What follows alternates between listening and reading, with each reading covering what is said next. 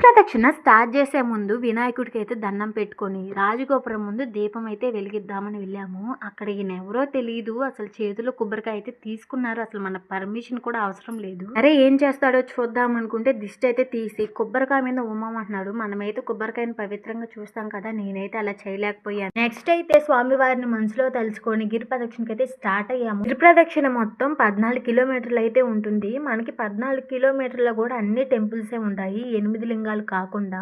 మనం వెళ్ళే దారంతా ఇలా బోర్డింగ్స్ అయితే పెడతారండి. మనం ఎక్కడున్నాం ఏంటి, ఇంకెంత దూరం వెళ్ళాలని. చాలా ఇన్ఫర్మేటివ్గా అయితే ఉంటుంది ఫస్ట్ టైం వచ్చిన వాళ్ళకైతే.